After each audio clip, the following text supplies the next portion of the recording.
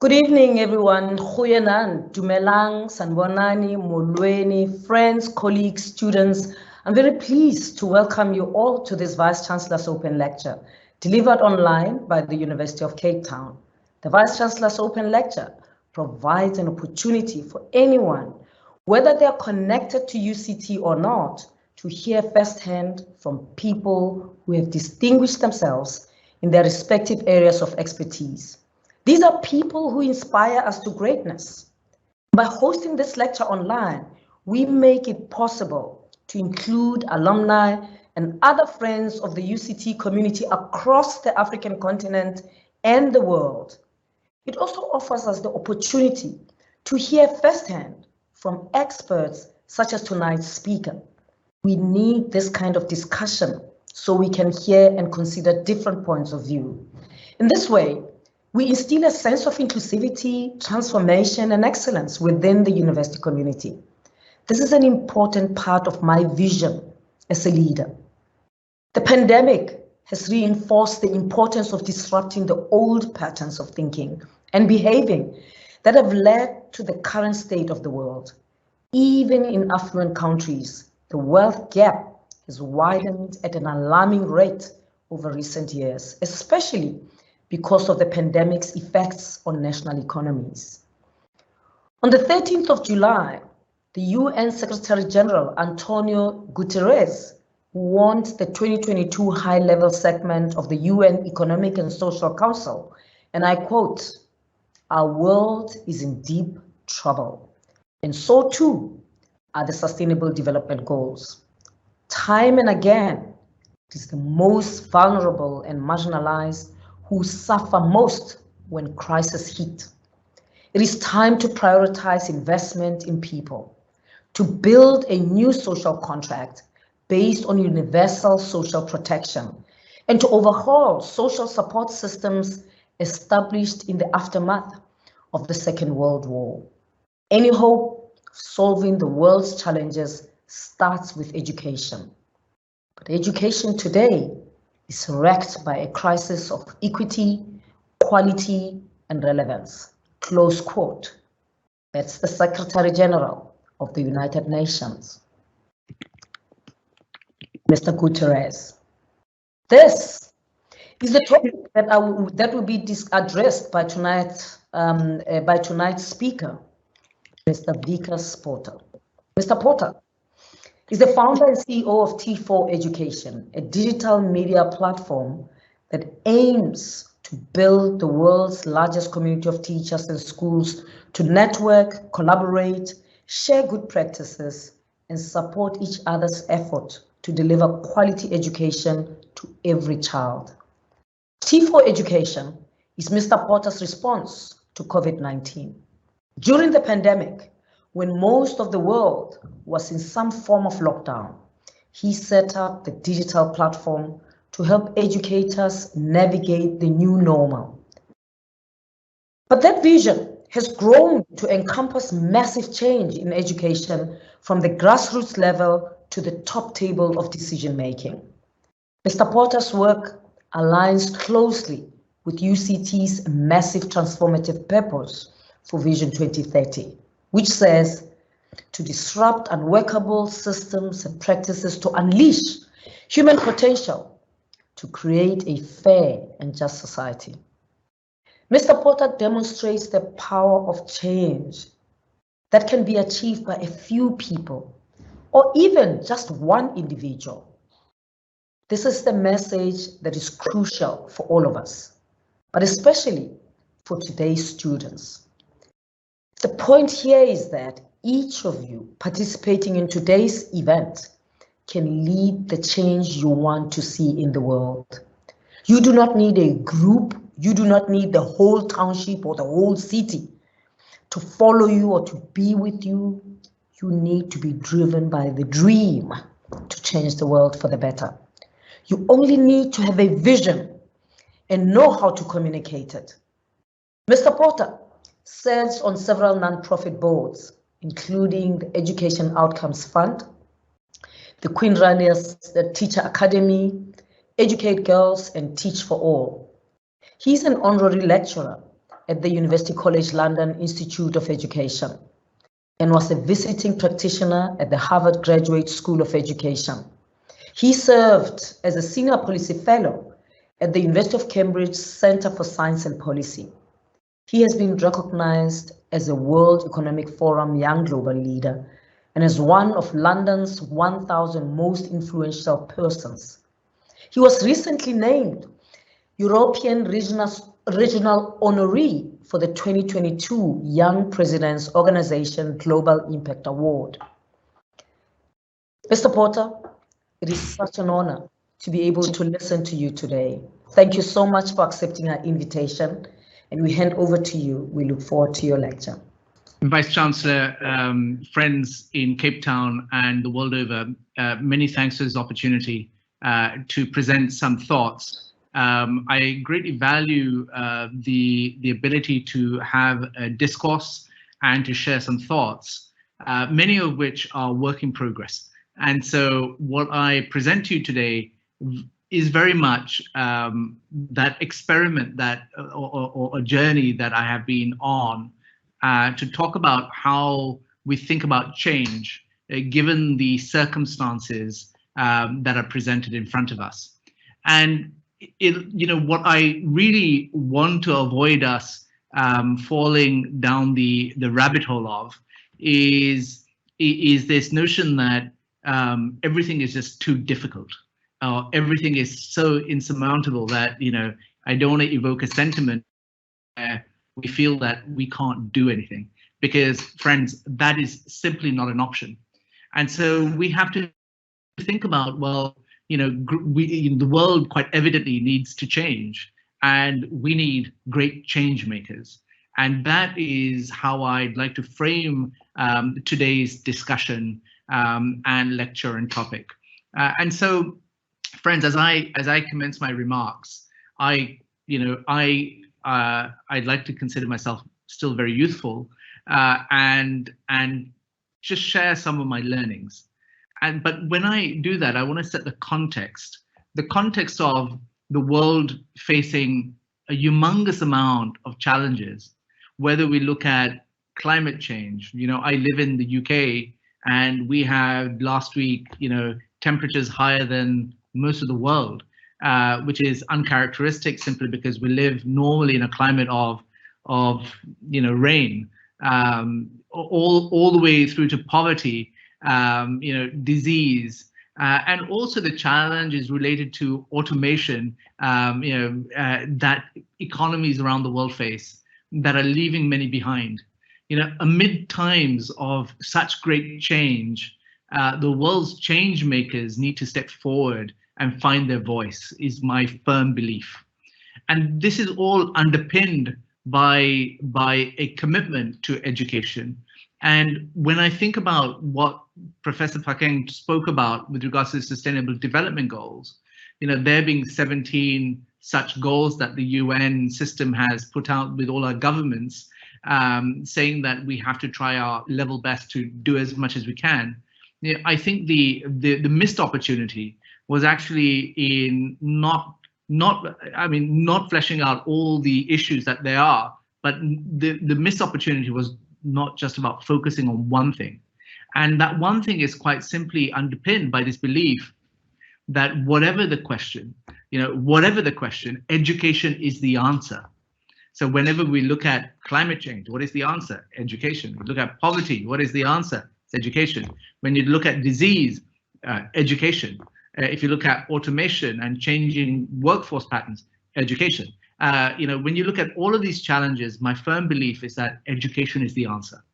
Now, in education, what we have seen over the, and there's data and statistics to support what I'm saying, but just if you just take the pandemic, over 1.5 billion learners were impacted by school and university closures.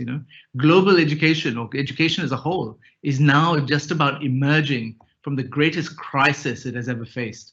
But worryingly, even before the pandemic, the UN was warning that progress was already too slow to achieve Sustainable Development Goal number 4, which is about quality education for all by 2030. The world's major organizations and institutions have rallied to this cause. We have seen organizations like UNESCO with the OECD and others announce the Paris Declaration to tackle the educational crisis and inequalities exacerbated by the COVID-19 pandemic. Importantly, this includes a call to raise more revenue, to increase education budgets through improved tax systems, innovative financing measures, and public-private cooperation.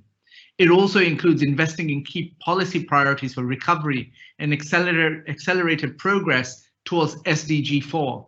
They want governments to put their money where their mouths are. The World Bank, another great institution, the largest financier of education in the developing world, is urging governments to implement, ambitious and aggressive learning recovery programs to get children back to school, recover lost learning, and accelerate progress by building better, more equitable and resilient education systems. Sadly, it also warns that in 2/3 of low and lower middle income countries where increased spending is needed most, governments have cut their public education budgets since the onset of the pandemic. And when it comes to the commitments of developed nations, often they have been found lacking. Sadly, in my own country, the UK, we have seen international aid slashed to 0.5% of gross national income. Just when we need the world to be pulling together to solve the global education crisis, nations turn inwards on themselves. And unless we solve the education crisis and ensure universal quality education for all, we cannot skill the next generation to face the challenges of tomorrow. We can't afford to wait for politicians to bring the change. We need to be the change we want to see in the world, as Mahatma Gandhi said. Every one of you can make a significant impact for change, as long as you are armed with the right tools. Fundamental to that is the passion to make a difference and the communication skills to bring about the differences, to bring about that difference and bring others with you. Now, I wanted to focus on 3 key lessons that I've learned about change making and what I think is the response of great advocates for whichever cause that they are committed to. These 3 lessons come from my experiences of traveling the world and meeting people who have inspired me and who have encouraged me to do more. The first lesson I want to talk to you about is the title of this lecture is Great Change Needs Great Change Makers. That is absolutely spot on. But what I also want to talk about is great change requires teamwork. And when we look at our education systems, I think in terms of, well, is this change possible by an individual? The reality is that the challenges we face are so significant and so at times feel insurmountable that we have to find ways of building coalitions, building partnerships, building alliances, working in teams. And that, I think, is a 21st century superpower that when I think about great change makers, they inspire me to say, okay, I cannot do this by myself. I need to hold hands with people to get over the line. And so when I think about the first key skill that I wanted to present to you, the first key skill was that learn how to work in teams, learn how to form partnerships, learn how to contribute towards coalitions, learn how to build community. And I think those things are quite important when we're trying to respond to the crises that we have seen around the world. The second great story that I want to share with you is about, it takes me to my time where the Vice-Chancellor and I first met on a Swiss resort called Davos, where the World Economic Forum takes place. Now, the founder of the World Economic Forum, Professor Klaus Schwab, is an elderly gentleman, an academic in his own stead.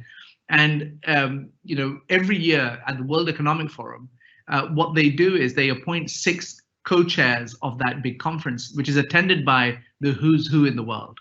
And that one particular year, Professor Schwab decided instead of choosing chairmen, CEOs, presidents of countries, he would choose 6 young people. And one of these youngsters that was invited to be a co-chair, very uncharacteristically, was a young gentleman from Kakuma refugee camp in Africa, in Kenya.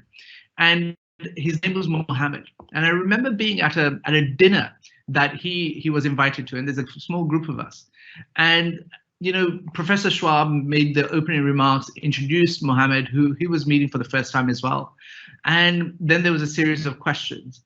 And the question that Mohammed asked was to all of us, but he directed it to Professor Schwab, was, after this 5-day conference where the who's who and the elite of the world come, you're all going to return to some very comfortable lifestyles.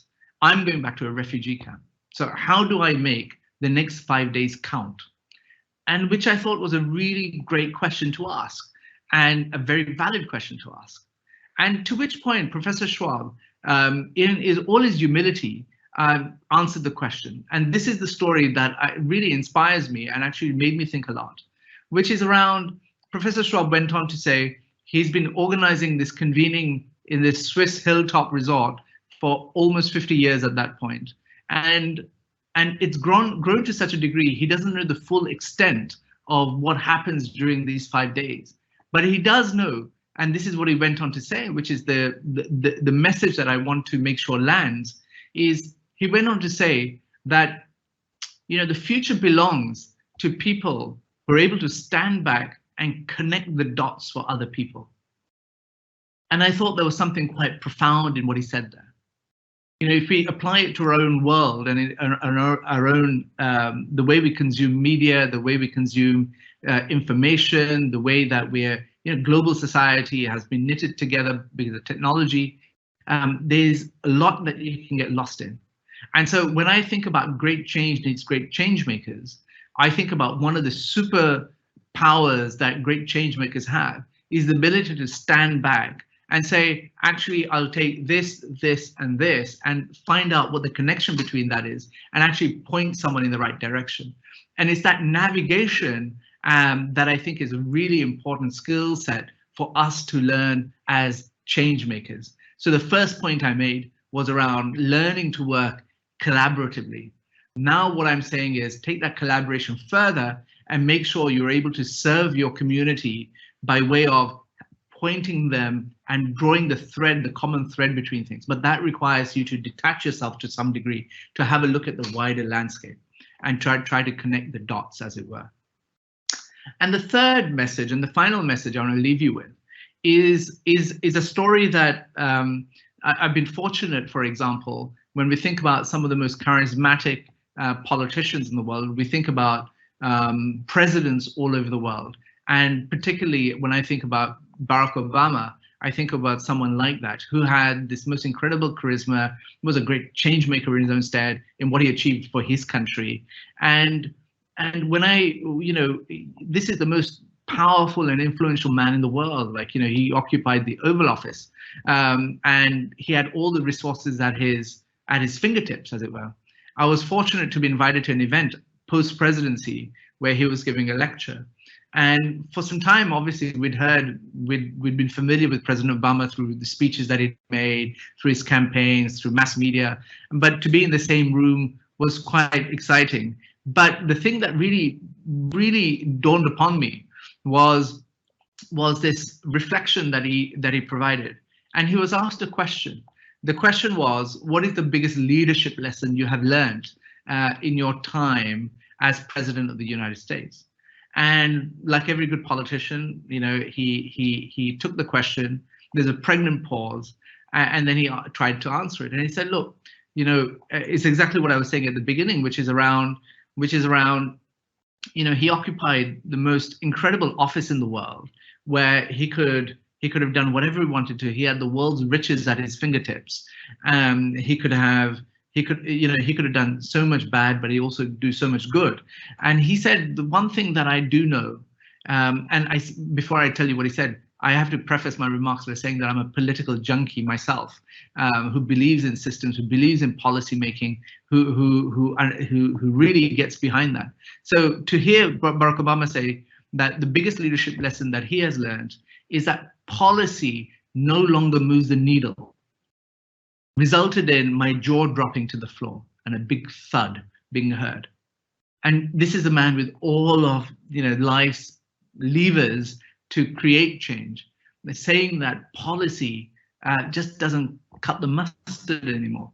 And then he went on and he said the only thing that has ever changed or moved the needle, as he said, is great storytelling. And when he said that, at that point, you had to sit back and just say, wow, that was quite an insightful comment from someone like him. And I reflect upon all the different things that we see, and what the great skill that I think we as change makers need to think about is how we communicate and how we're able to, really make sure that we can relate the big messages, the urgency, the opportunity to those that we serve and those that we wish to take along with us in this change. Now, when I think about these three lessons, great change needs great change makers. But here are three things that I think that we should all look at mastering. Now, you may say, okay, what is it that I can do in the world? And the final story I want to give you relates to a story about Mahatma Gandhi, where, at his ashram in India, where he was resting for some time, there was a young boy who was going into the fields and chopping down sugarcane and eating the sugarcane, which was rotting his teeth. His mother found out.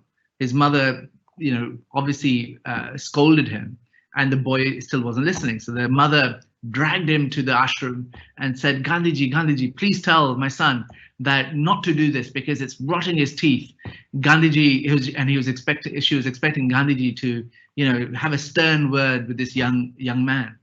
And Gandhiji said, my child, thank you for coming. Will you please return in 2 weeks' time? Which was a little bit confusing for this lady. So 2 weeks' time, lo and behold, this lady marches her son up and said, Gandhiji, you asked me to come back in 2 weeks. Here I am. Will you please now scold my son who continues to eat sugarcane to see his teeth rot? And Gandhiji once again said, ma'am, please excuse me, but can you come back in another 2 weeks? And this lady was getting very frustrated. So she came back nonetheless because it's Gandhiji in 2 weeks' time.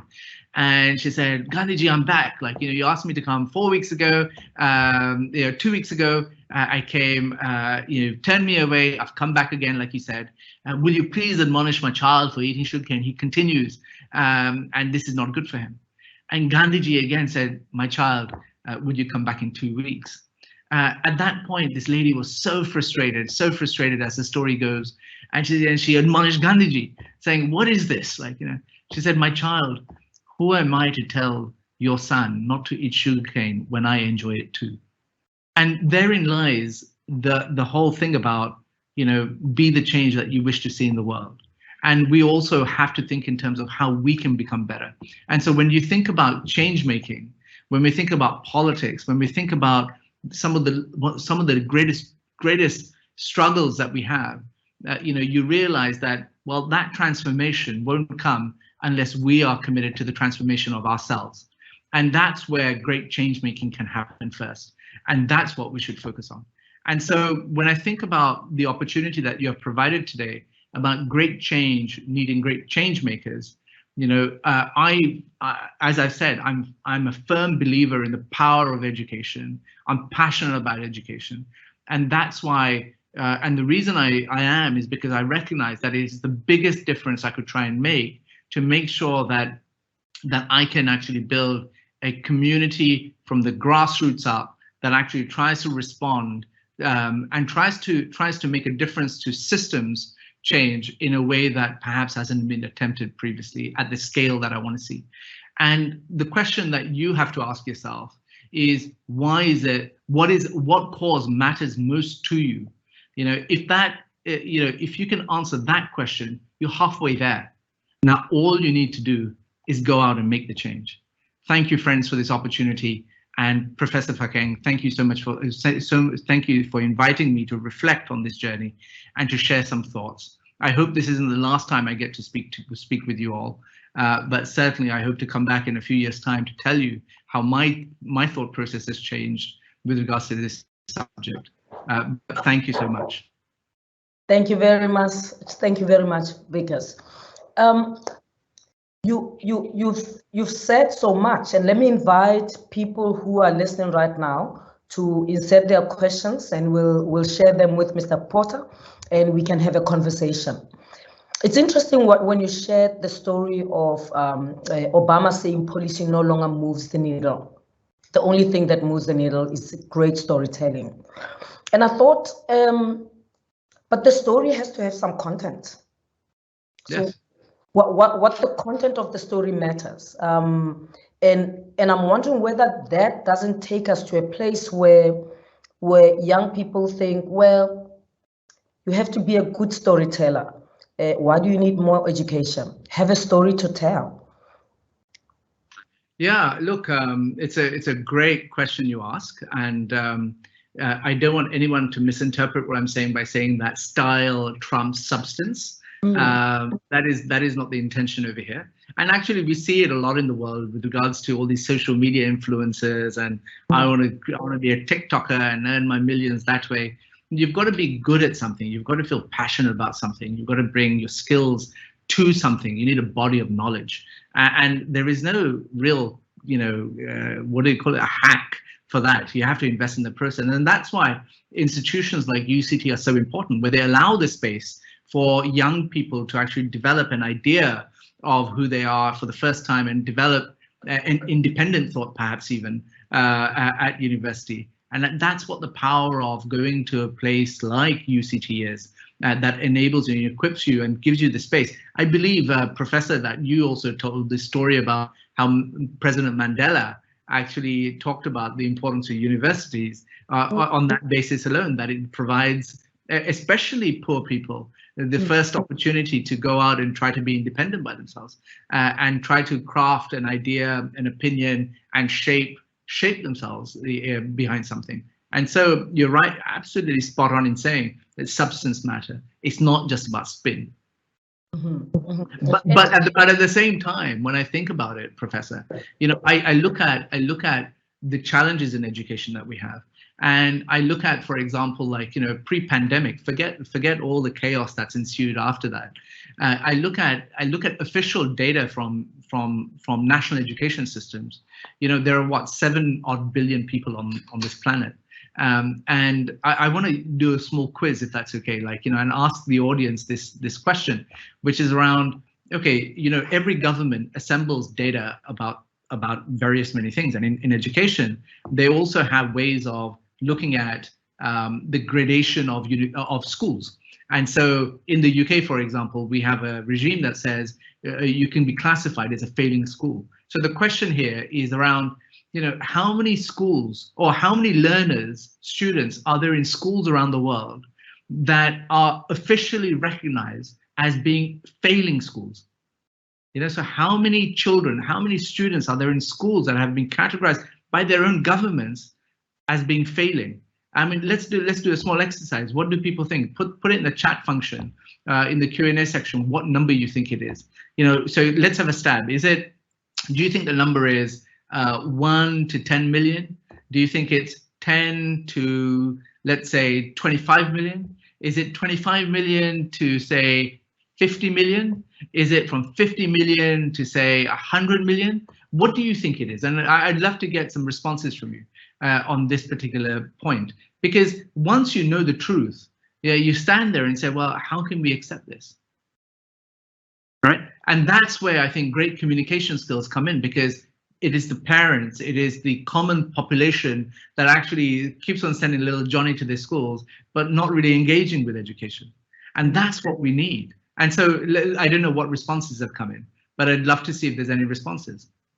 Not yet, but there's a question. There's an interesting question. So whilst we waiting to see if anyone is brave enough to guess, I don't know what my response would be. I don't want to guess even. But here's a question from Anonymous, who says, but how can we encourage children to be change makers when society often discourages one to swim against the tide? I think there's a sense of justice more than anything else. Mm. And you know, my parents were very instrumental in the way that I think, and you know, the environment that you keep, the company that you keep, the inspiration that you take, the way you educate it, and like, you know, I think all of those things make a big difference in the way you conduct yourself. And you know, caring, you know, we don't really have an option. I mean, look at the travesty around the world today and the challenges that we face. I mean, if, for example, my peers in London don't understand the effects of climate change after having to swelter in 40 degrees Celsius in a normally mild temperate climate, there's something wrong with them, right? And so sometimes, you know, sometimes you need that punch in your face to actually galvanize you.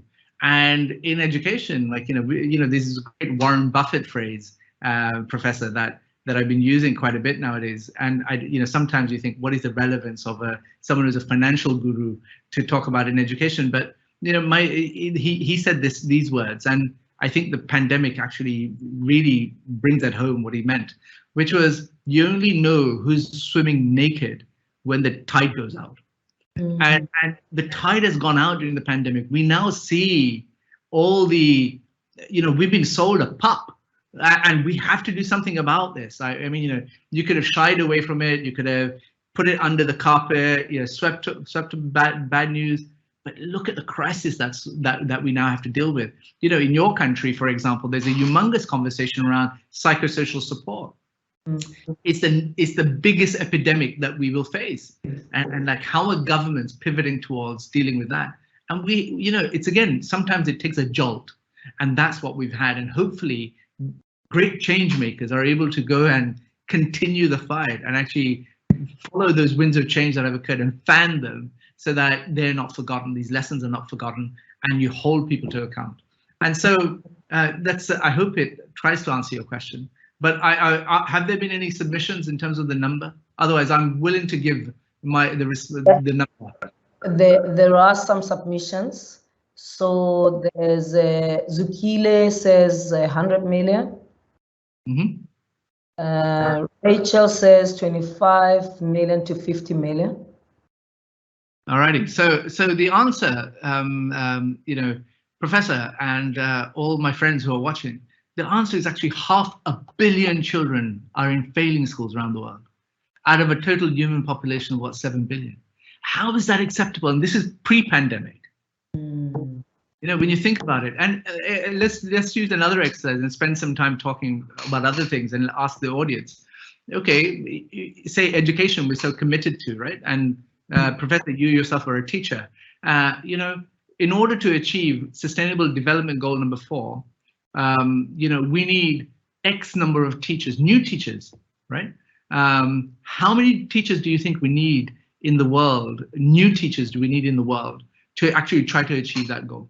So is the answer, let's do the same thing again. Is the answer 0 to, let's say, 50,000 teachers in the world? Let's go from 50,000 to 5 million. Let's go 5 million to, say, 20 million. Or do you think it's like 20 to 50 million? Like, you know, how many new teachers do we need in the world to achieve SDG 4? And by the way, the vast majority are required in sub-Saharan Africa.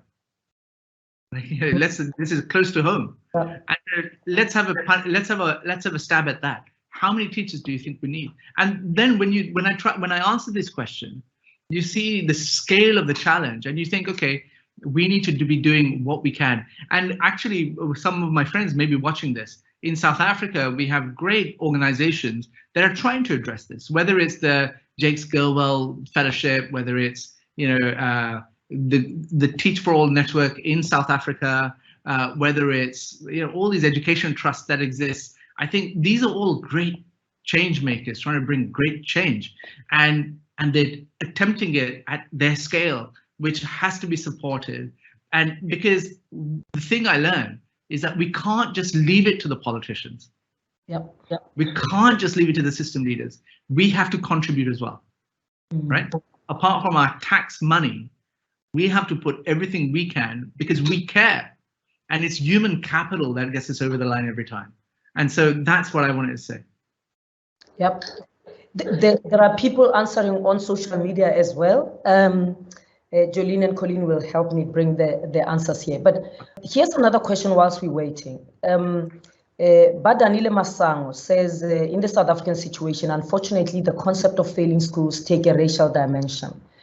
But I want to change his comment to say, actually, it's not in a South African situation. I think people who haven't traveled outside South Africa, they think it's a South African phenomenon. It's a worldwide phenomenon.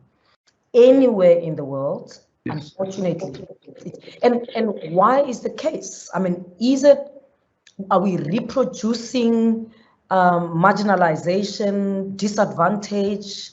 Is it going to be that way? You know, I think it comes to this, Katie. We don't care. Because if we cared, we wouldn't stand for this stuff. Let me give you some, let me push on a little bit, right? If I take, for example, let's take a system like India, okay? Surely to be one of the world's biggest superpowers in the future, right? And their education, like if you just look at the numbers, they're just humongous. It's a huge country, right? You know, even after like something like 5 years of education, 5 years of going to school, something like 45 to 50% of the kids still can't read a sentence. Now tell me, you know, if I'm a parent that's educated at least, why am I not engaging with this? How do I let this carry on? And so we're happy to drop our kids off at the school gate, like, you know, saying, here you go, ex-teacher, ex-school, look after my kid, hopefully teach them something. And then we drive away to work or wherever it is, and we pick them up at when the school gates close, go home, and we don't even do anything. In fact, at the OECD, there's a gentleman called Andreas Schleicher, probably the most influential man in education policy. He was asked this question: how do we improve learning outcomes? Like, yeah, this is a vexed, wicked problem that we have. He gave a really great answer. He said, it's not about money. He said, we already spend quite a lot of money on education. Money is not the solution here. Solution is very simple. Did you ask little Johnny what he did in school today? And that really made me think, yeah, where is the engagement that needs to come with education? And that sadly is what's missing, in my opinion. That's a challenge, and you're challenging those people who know the problem. It doesn't have to be your kid, but what are you doing about the situation? So there's a few answers to your question. Yeah. 50,000 to 5 million, okay, 20 to 50 million, yeah. 20 to 50 million. That's the most popular answer. Let me see if there's anyone on Facebook. Right. What do you think about those guesses? So my friend Cicello is probably the closest. The number, Kitty, is 69 million teachers are required. Wow. 69 million teachers. Now let's think about that for a minute. Like, you know, where on God's earth are we going to find 60 million teachers, right? And so we have to think about different ways of doing this. Now, the answer isn't in banishing teachers. The answer is not in replacing teachers with robots. Right? The question is, how do we attract people to join the teaching profession? How do we attract the best and the brightest young people to join the teaching profession? And that comes from, partly, it comes from actually giving it status. Yeah. Right? And there was a time where teachers were called gurus, don't forget. Even in India, like, you know, people don't want to become teachers unless it's the last choice, the last chance saloon. That is not acceptable. So when it comes to, like, you know, these thank a teacher days that exist, right, around the world, on a particular day, we go and give a card to our teacher. All of those things are great. But I ask everyone here, when was the last time you did thank a teacher? You know, because great change making in education cannot happen without the teacher workforce. Yep. So here's the thing. I mean, we at UCT have an award for high school teachers. Yes. Nominated by our students. Yeah. Students nominating teachers who taught them at high school and telling us why they should get this award.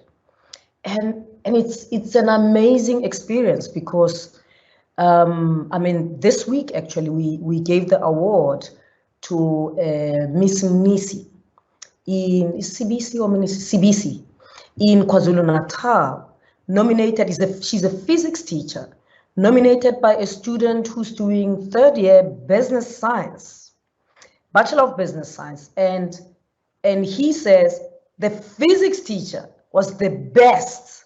And it's interesting what he puts down as what made this teacher the best. It's not just how she taught physics and made them love physics. It's how he made them believe in themselves. How she affirmed them, how she listened to them, how she motivated them even when they were down. I mean, I thought the job of a teacher is actually very hard. It's not just about knowing your subject matter. You know, it's way more than that. The most brilliant teachers know their subject matter. They also need to know how to teach it, but they have to also be inspiring and caring and, you know, go beyond that. And that's what makes an impact on a student who's nominating this teacher in his third year. I mean, he's been at varsity for 3 years and he recognizes now that, wow, actually, I wouldn't be doing what I'm doing if it were not for that teacher. It's hard being a teacher. So it's not just about the smartest. Maybe it's about the most caring. You know, absolutely. You know, some of the teachers I've met in all these contexts, all these different contexts, yes, of course, they're inspiring, but their ability to relate, for example, you know, is the emotional intelligence that they require to do that job is all consuming as well. I mean, as you and I both know, you know, I was once associated with the Global Teacher Prize. Yes. You know, $1 million prize for a teacher. And the stories that we got from that and the teachers that we met through that, you know, were just nothing but inspiring. Now, the thing is, what really set them apart from everyone else was their dedication to their students. Yeah.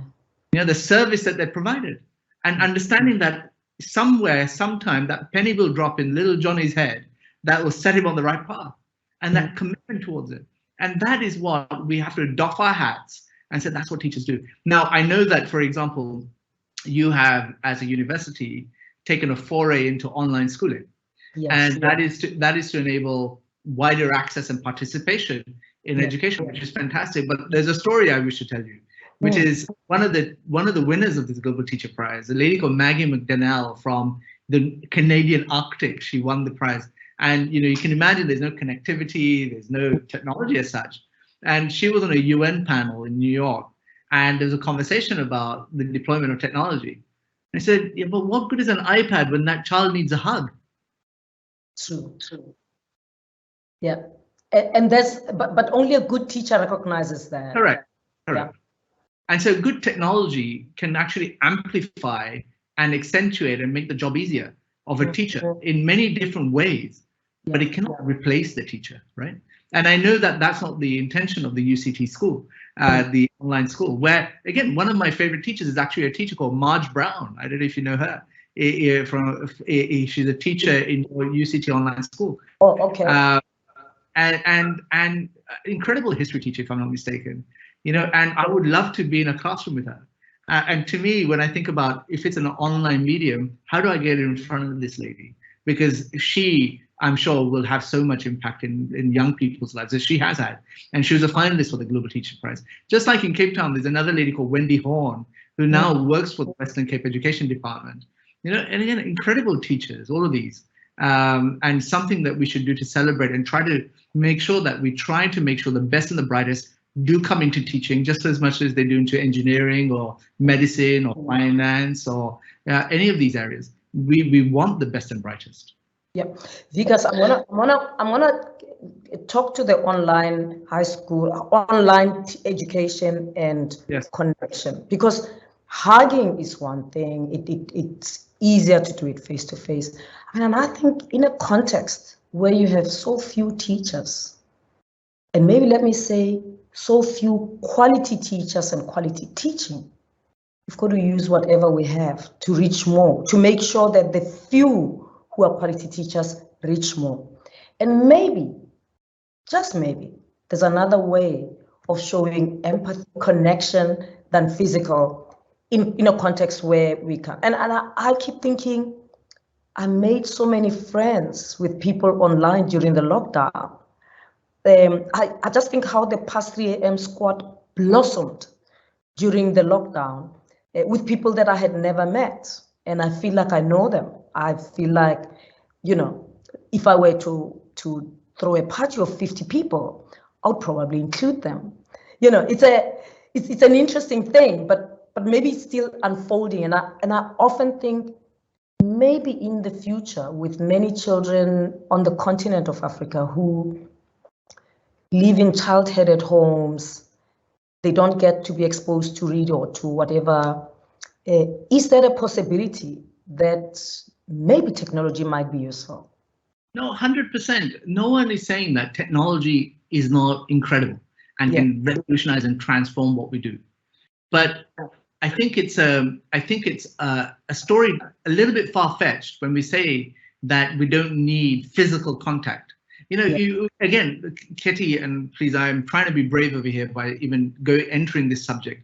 You and I are probably at the wrong age spectrum as well. Can you imagine being a young child and saying all you ever get to do is interact with people on your computer? I mean, what kind of world are we creating in that regard? We know physical contact, interaction leads to great knowledge building, great experience, great exposure, and we also have to do that. So you're right to say, of course, look, if there's nothing available, of course, online education is an incredible boon.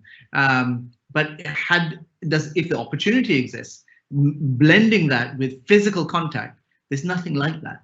And I know that I think Rob from Valentura is going to be on this call, if I'm not mistaken, and who run your high school. And I just want to congratulate, again, a great change maker like him, who's gone down that path and said, okay, this is perhaps can contribute towards improving the quality of education in the world. And we're just at the beginning of this revolution, I believe. And so we have to put our go all in and try it. Yeah, let me there are so many good questions, and I feel like maybe I should focus on the questions and then you get to them. Sure, let's do it quickly. Sibulelo Mtambo says policy doesn't move a needle. Quote, he says it piqued his mind. But thinking about it in an African context, the recent policies made by the governments are meant to benefit the natives or previously disadvantaged, but in reality they don't. The uneducated are unable to process and conclude for themselves, and these policies benefit a few, uneducated financially, which makes education redundant in a way. How do we go about changing this? I want to start working on it tomorrow already. So the point is making that policy no longer works. Yeah. Right. Again, is the point that Obama made. Absolutely. And it's about going out there and galvanizing people and creating a movement that says we want change. But what is that change? This is the point you make. Like, what is the substance? What is the bedrock of that change? And that's where, again, don't reinvent the wheel, in the sense that there's a lot of evidence and research that shows what works. You don't need to go and do all these things again. But, if you want to do something, take the first step. And then Zukile Kili posted on Facebook, we have enough graduates in the world who can teach, but are not given opportunities to teach. We have more than 500 million graduates worldwide. Why is teachers, the teaching profession is very fussy about the qualification, the teaching qualification. Can we draw on the graduates? Yeah, so look, I have advocated for a long time with another friend of mine in Argentina about the ability of teachers to have mobility as well as in their qualifications. Why is it that a teacher from South Africa cannot come and teach in the UK, or a teacher from the UK cannot go to somewhere else and teach? I think teaching is a science for sure. It is not just a talent. It is something that any profession, you invest in professional training. And just because you're a graduate doesn't mean that you can enter the profession. You do have to train. you have to understand how this works. You have to understand how the mind works. You have to stand in front of a classroom to think about these 30, 40, 50, 60, 70 kids sometimes, that how each and every single one of them is going to, achieve or being able to fulfill their potential. And so you're right to say that there's so many graduates. That doesn't mean that they should all be entering the education sector. We want, like I said, the cream of the cream to come in and actually engage in the sector, because one of the things that the pandemic has done, Kitty, is around demonstrated to everyone that, I remember those videos on WhatsApp and on Facebook about after like a week in lockdown when you're doing homeschooling, all these parents at their wits' end saying, oh my God, I didn't imagine how tough this was. And that is a boon. That's a boon. Now people understand it's a proper job. It takes training, there's a science, and we should follow through with that. Yeah, there's a science and there's an art to it too. Yeah. Nathan, of course, Nathan is I'm just gonna read Nathan's comment, and then I'll go read the question. Nathan Nsimani from Ireland, he says, with regards to number of teachers, we need to leverage the power of AI to teach. I'm studying with the University of the People, all self-study, peer assessment, and educators' contribution. So the university uses the Internet of Things to educate. Yes, the issue about data poverty and electricity poverty in South Africa, I guess you wanted to say it may be a disadvantage. Yeah, look, AI, artificial intelligence, is great. There's no two ways. There's a lot of power. When it comes to use of technologies, there's a great professor at Harvard University called Paul Kim. He educated me to this. He said, let's not overcomplicate the use of technology. It does three things. Let's be clear. So the first one is, it helps improve productivity in education. So if I take, for example, a teacher would spend, an average teacher in the UK spends at the end of the school day, maybe 1.5 to 2 hours on lesson planning for the next day. Right. So why do we need to spend an hour and a half, 2 hours each teacher at the end of every day? Technology can help us become more productive because all these lesson plans are online. We can draw upon resources, that kind of thing. We can cut that number quite a bit. So productivity is one point. The second is around spanning distance. So again, what the pandemic has shown us is the power of technology in doing, first it was MOOCs, now it's this kind of format. And we've seen, and it's evident in front of us. The third one, I think, is truly transformational, which is around personalized learning, right? Which is, I think, where the true power of technology lies. Yeah. And for that, there's quite a few very exciting things that are happening around the world that we should study. And Nathan is absolutely right. It's not the same as artificial intelligence, but certainly personalized learning is something that we should think about. Now, there is also a counter narrative of this. Personalized learning deprofessionalizes teachers is a counter argument that's often made. And I don't believe that is the case. But certainly, if you want to harness technology, personalization is where the true north is. And then Anonymous says, although we want more teachers, there's a shortage of schools in the Western Cape. The student-teacher ratio on the Cape Flats, school does not allow sufficient one-on-one time for students. This has an impact on students' learning experience. I mean, that's an argument for online if you're in a context such as this one.